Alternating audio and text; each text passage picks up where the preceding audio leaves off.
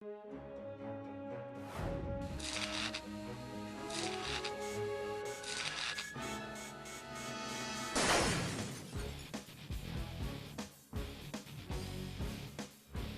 to our Grand Strand Weekly Web Chat. It's our 4th episode of the year as we approach, was it week 4 of the high school football season, or is it week 3? Week 4 of the high school football season. It's this Friday. It's in the middle of September. We should know all about these teams, but for some reason, there are still a lot of question marks out there. Joining me this week and every week, as we do here on the show, the Web Chat show, we got Guerin of the Sun News, Matt Parris of ESPN Radio.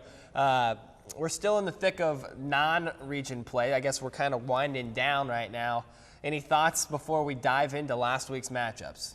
Yeah, I mean, I think we got another good slate of non-region games this week. One down in Georgetown, one bigger one up in Horry County. So, something to keep things moving as we get closer to region play. I think we got 2 good ones up in the beach area. One is our game of the week, and the other one, Conway-Marlboro.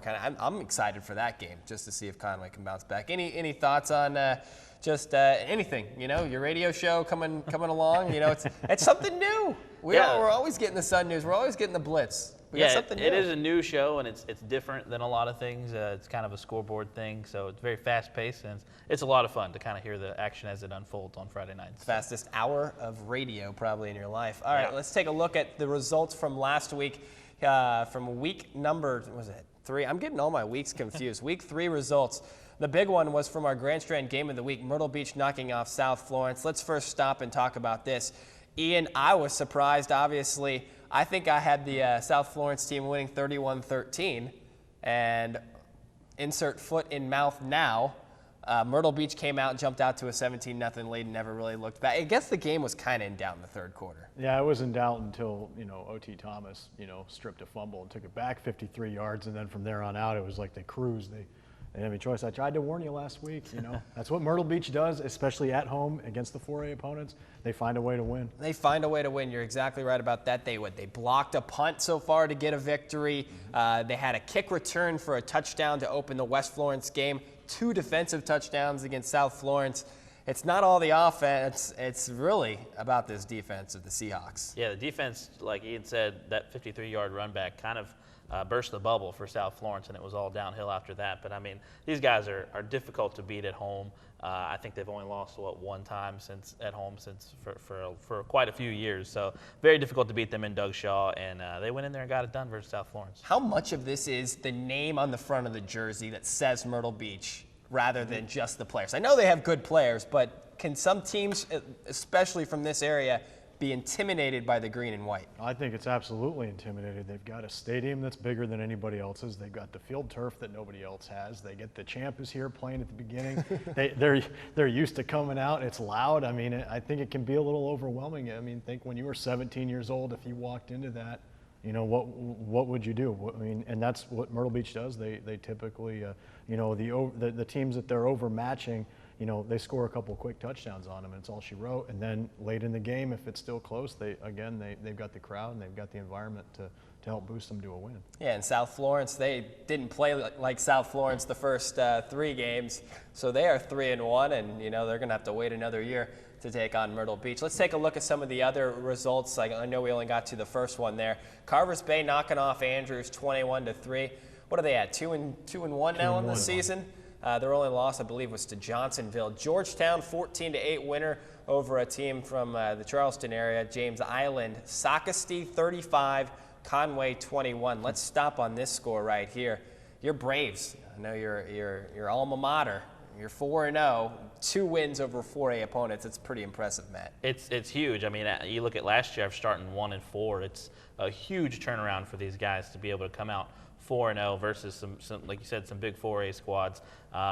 This whole team, it's led by Hunter Renfro, and we talk about Hunter Renfro all the time, but guys everywhere. I mean, he intercepted a pass in the end zone to end the half last week. They're just on a roll, and a knock on wood as a Braves fan, but it's looking good. It's looking good for the Braves. Yeah, I was impressed by just the way that the defense was able to, maybe not stop Mikal Moody the entire time, but really contain him, not let the 95-yard touchdown run, a la Renfro actually did to them. Didn't get in the end zone, but ran 88 yards.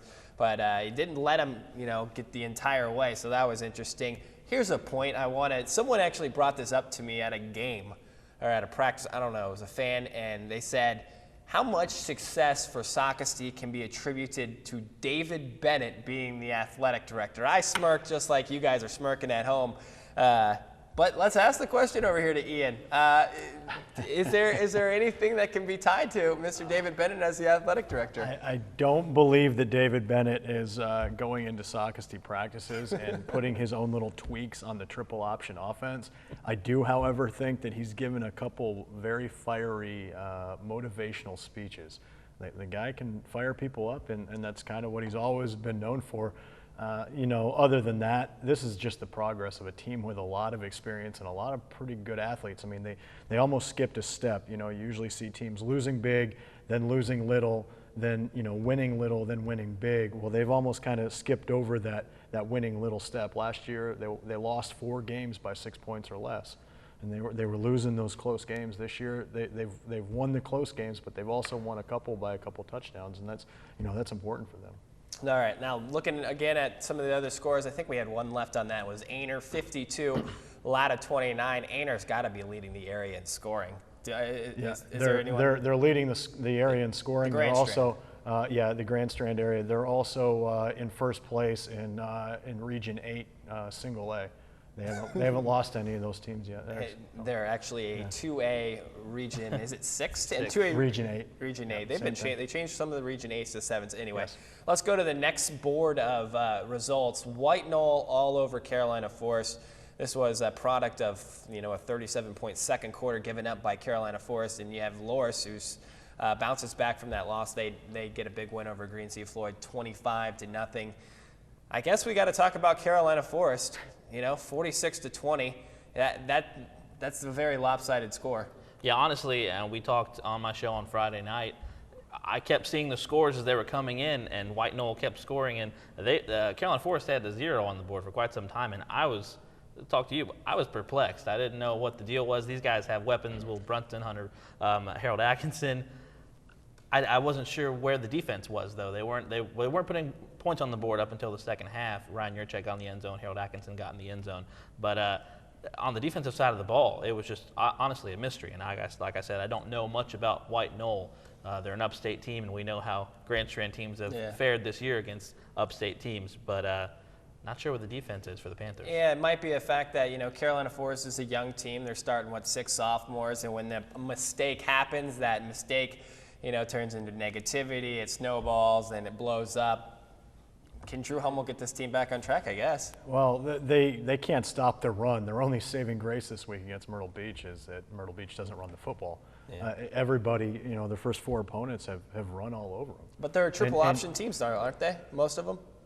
Some of them? St. James, Sockasty? St. James is more of a wing tee, which is, a form of the option, but they ran all over them too, and even though they only scored 15 points, they were up 12-0 in the first quarter of that game. White Knoll did the same thing, except for they were running more out of a pro set or an I formation. 2 guys run for 100 yards. If they get to that second tier, because Carolina Forest's defensive line is not very big, then they're in trouble because, arguably Carolina Forest's 2 best players are in the secondary. They don't want those guys having to stop the running backs from opposing teams. All right, and that takes us to our Grand Strand game of the week, our games of the week, at least for both of them. Myrtle Beach taking on Carolina Forest. The other game in the PDs, Hemingway taking on Johnsonville. We even capitalized all of Carolina Forest there just for everyone. 3-0. It's 3-0 against 1-3. Correct. So looking ahead at this game, what needs to happen if Carolina Forest? Number one, they're at home. That's got to be at least, if this was Vegas, 3 points. But, what needs to happen if the Panthers are going to have a chance to actually pull this upset off? 2 years ago, when they played this game there, they lost 60-6. Yeah, last year they went to Myrtle Beach. They lost 31-0. They had 5 turnovers in that game. You eliminate those 5 turnovers, maybe it's a closer game. I don't know, maybe not. But 5 turnovers, 4 fumbles, and an interception. They can't do that. I hate to put this much emphasis on a sophomore who's been starting at quarterback for his team for all of 6 minutes. But if Will Brunson doesn't have his best game as a varsity player, they're not going to win this game because Harold Atkinson is not going to run for 150 yards against this Myrtle Beach defense. Yeah, and what teams I think are doing is just loading the box and making Brunson beat them. And right now, Brunson's only won one of those games. Right. Unfortunately, I mean, we're not trying to put too much pressure on him. I guess maybe, try to run the ball better. If the line can block better, then, maybe that can open up the pass a little bit more. It's tough. Right now you got Carolina Forest is kind of pigeonholed to one little thing. Yeah, Carolina Forest has got to figure out how to balance things out. Unfortunately, as Ian said, Will Brunson's going to have a huge game against this Myrtle Beach defense to even make this game close. And as we put Carolina Forest in all caps, maybe that's the inspiration they need. I don't know. But they've got to get things rolling against this Myrtle Beach team from the get-go, avoid turnovers. And, maybe their secondary being probably the best part of their team against Tyler Keene. He played pretty well last week coming off the injury, but that could be the deciding factor between these two teams. We can't forget to mention that this is the Tyler Keene Bowl. We all know what that means. Yep. Tyler Keene used to play at Carolina Forest. Everyone at these two schools know this little subplot storyline. Tyler Keene used to play at Carolina Forest, transferred to Myrtle Beach. Now he's playing against his old school, and there's probably, I'd say animosity. Yeah, there's a little bit of animosity. Read the paper on Friday. There's a lot of good stuff on this subject going in there, and I will give people a little clue. He actually went and watched the Carolina Forest Soxty game this year at Carolina Forest and sat on the Carolina Forest stands with a bunch of the parents. So he's trying to eliminate it. He's got a lot of friends on that team, but same time, you go back and you start against your own team. There are going to probably be some nasty things said to him from the stands, and he's going to have to deal with it. Yeah. So all right. So that's our Grand Strand game of the week. Let's take a look at some of the other matchups that we are going to be taking a look at for week number 4. C.E. Murray taking on Andrews, kind of a fringe team for the Grand Strand. Georgetown taking on Carvers Bay. This is kind of an underrated matchup. Carvers Bay 2-1. Georgetown, I believe they're 2-1 as well. So it's kind of a nice little rivalry. They're not too far away in schools. Let's talk about this game a little bit. Caleb Hughes, had a rough start against Conway, but he's come back. I know he only scored 14 points last week for the Bulldogs, but is this a kid that you think can carve up Carvers Bay? I don't know if anybody's going to necessarily carve up Carvers Bay. You see why I use that. Yeah, nice little turn phrase. But I think with Georgetown though, when he had his big passing game against Conway, they were trailing early, and he had to throw the ball a lot. When they are successful though, it is because Julian Lunsford is running the ball very well, and it's something that the coach Bradley Adams has been adamant about, that they are a running football team.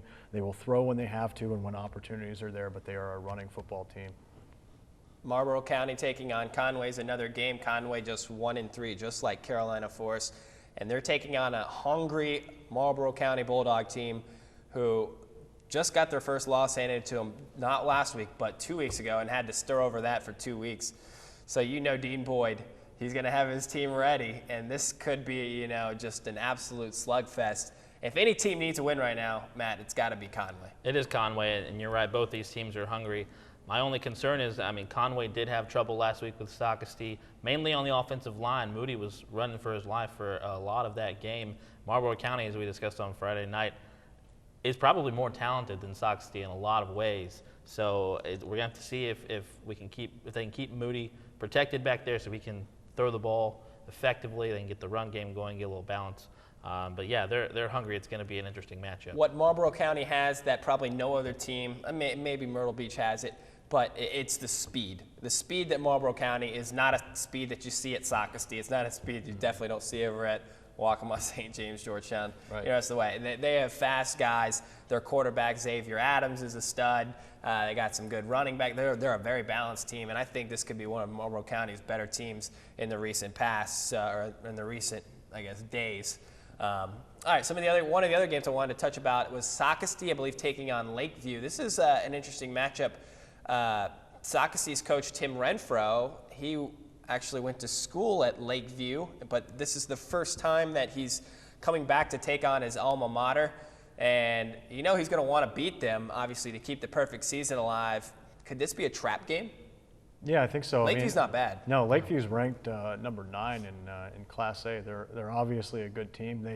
Aner was on the verge of beating them in week 0, and Lakeview scored 2 touchdowns in the last, I think, minute and a half of that game to ended up winning the game. So I mean, they can put some points up. And Socastee, though, I mean, they know what they're doing, and if they lose this game, then it kind of waters down everything else they've done to this point. I mean, they've been able to take it 1 week at a time. I think they probably get through it and get to 5-0 for the first time since '03. Yeah, Sacastee's been dealing with success very nicely, but they've also had that, what if games next. When they're 3-0, they're like, all right, we haven't done anything because we haven't beaten Conway. They haven't had a chance to be like, man, we're really good.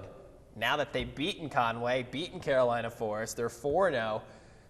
They're just taking on a little old Class A team. Could this be, where, success gets to the heads of Socastee? Honestly, that's a big concern for the Braves, I think, going into this game. Like we were saying, Lakeview is not a bad team. They're actually a very good team in their region. And coming into this game 4-0, coming into this game with success over a team like Conway, it is very easy to get full of yourself and go in there, not even not play well, just not try as hard maybe. Or it's very easy to fall into that trap of, I don't need to play as hard, these guys aren't as good as me, and go in there and maybe lose. It could happen. So the other game was Mullins at North Myrtle Beach. North Myrtle Beach, 2 weeks of rest, I guess, or preparation to get ready for this. They're trying to get to 3-1 on the season. Just as we kind of wrap up, as we all do kind of every week, we talk about a player or a unit or a team or something that just stood out, from last week going into this week. Ian, any individual efforts that, are worth applauding? Yeah, I mean, I think so far Harold Atkinson from Carolina Forest has actually done a lot better than maybe his numbers look like, but I do want to spin that forward to this week. We talked about Will Brunson and everything he needed to do. If Carolina Forest, again, wants to stand a chance, he has to have a good game, but Harold Atkinson, also a little bit of redemption. He only had 17 yards rushing last year against Myrtle Beach. I know that he would like to do a little bit more, and if he is able to do that, maybe they can keep this game from getting ugly early. I'm going to go with a little bit of a surprise pick. I'm going to go with Levi Moody of Loris last week, putting up 4 touchdowns over Green Sea Floyd's. Granted, they didn't play a lot of their starters. Loris didn't against Green Sea Floyd's. But as we were saying with Socastee, with this game coming up against Lakeview, it's very easy when you play a team that's probably not as good as you to play down to their level. And Levi Moody did not do that. He came out there and put the numbers up against Green Sea Floyd's. They win that game 25-0, I believe. Loris got to work on that field goal kicking, man. Absolutely. I'll tell you what, they got to find themselves a kicker over there, get that PAT. And I forgot to put the St. James taking on Cross. That's Cross down from Charleston. St. James had 2 weeks to stir over this. Hemingway just lost to Cross, so I think if Mark Fisher can get his team on board, right in the right mindset here and beat that team, I think that's a big win. So, all right, that's all for the Blitz Weekly Web Chat for the Grand Strand teams. Ian, Matt, Jeff, read it, listen to it, watch it. You know how we do. Anything else you guys want to add? Nah, I'm good. You covered it all. We can talk about my dog getting. You guys can save that for radio. Save that for radio. All right. Thanks Take for care. watching. We'll see you next week.